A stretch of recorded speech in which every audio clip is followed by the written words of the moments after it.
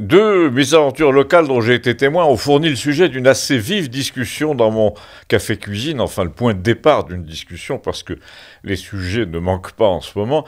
Il s'agit de médecine, de l'EHPAD de Villeneuve et de l'hôpital et des centres de santé qui fleurissent un peu partout dans nos campagnes. Curieusement, la discussion est partie d'une plaisanterie à propos du maire de Campagnole, dont Gustave a dit « il est le président des ordures ». Et il a ajouté, après un silence, « ménagère ». Pour titiller l'abonné au monde, et ça n'a pas manqué, évidemment, le sujet étant toujours le même, ces poubelles collectives à ces designs jaunes, vertes, marron, cette série de cubes de 2 mètres de haut avec un clapet en inox qui nous ont mis à l'entrée et à la sortie de Campagnole sur une espèce de plateforme en ciment. Le problème étant le mépris total dont ce système témoigne à l'égard de la vie des gens.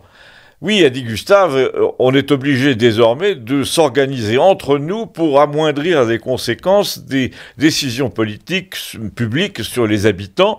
La population est passée en mode solidarité contre les décisions de crétins du Conseil général. Désormais, il faut aller prendre la poubelle du nonagénaire qui est seul pour la porter nous-mêmes en voiture 2 fois par semaine à l'autre bout du village. De même qu'on emmène le vieux monsieur en voiture, s'il n'en a plus, il n'en a plus souvent, au centre médical, à 17 km, parce que rien n'est prévu. Et quand il sort avec une grosse ordonnance, on l'emmène aussi à la pharmacie, à 7 km encore. Et là, l'abonné au Monde m'a dit « mais tu fais ça souvent, toi ?» « Non, mais je l'ai fait 2 fois cet été et j'ai vu ce que ça représentait. » Là, j'ai affecté de parler à Christiane, qui en tant que médecin me comprenait mieux que les autres, évidemment, et en tant que psychiatre a rajouté sa petite touche. J'ai dit, c'est vrai que la démarche est la même que pour les ordures ménagères. Désormais, c'est à toi, le malade, le vieux, le handicapé, de te déplacer, de te conformer à ce que les politiques ont décidé pour toi, c'est-à-dire d'aller dans un centre médical où les médecins font des permanences sans bouger de leur bureau.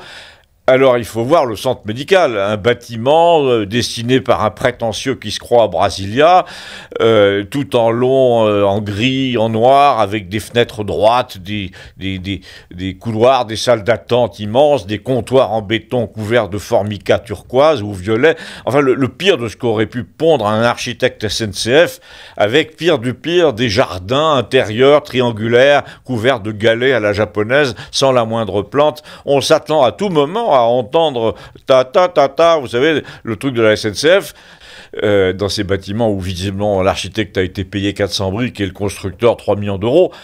Et tu vois quoi? Et je dis à Christiane, dans ces installations, des patients en souliers de travail, des gens modestes, en casquette, un peu perdus, dont la voix résonne sur les parois tapissées d'ardoise ou de granit et qui sont assis sur des chaises moulées en plastique gris. Il a raison, a dit Christiane, déjà pour un acte médical, tu as le contraire dans ce genre de lieu de ce qu'il faut psychologiquement. Les gens sont placés dans une situation d'inconfort, de dépendance. Ils sont venus de loin, ils sont dans un univers hostile, avec toutes ces lumières tamisées, ce côté presque église, ces LED partout, ce gris, ce noir, cette architecture à la Soulage. Les gens se sentent presque coupables d'être là, avec leurs poils aux oreilles, leur accent, leur casquette et surtout leur maladie. Ils souffrent des maux de la vie, de leur imperfection, de leur fragilité. Et là, tu les places dans un lieu stressant où tout est censé être nickel, où il y a en plus des protocoles précis à observer, du genre prenez un ticket, on vous appellera, en affichant le numéro sur un tableau. Et la fille de l'accueil, quand il y en a une, regarde sur un Mac, pas sur un PC.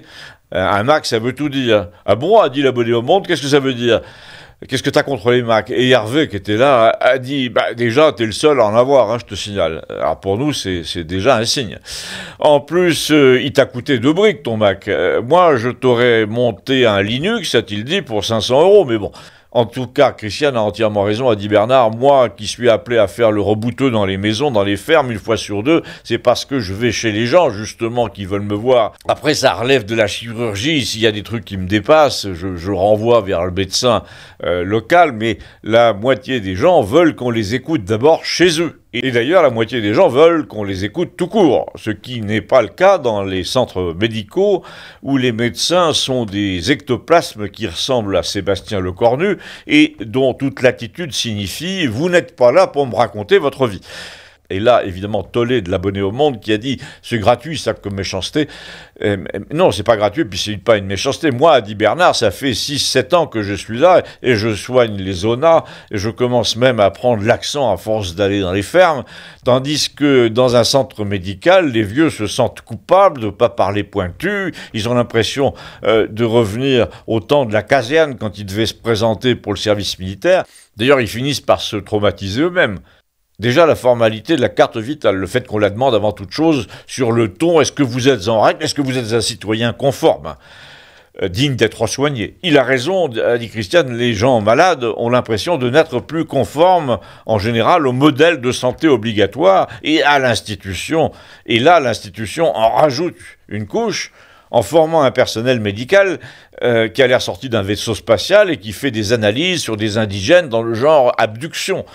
Bon, là, il était évident qu'on allait parler de la façon dont la société nous traite en général, et donc, comme YouTube est susceptible, il vaut mieux que la suite lui échappe, mais restez avec nous, comme d'habitude, au moyen des liens ci-dessous, et rendez-vous là où on peut encore dire des choses sans passer sur liste noire. À tout de suite.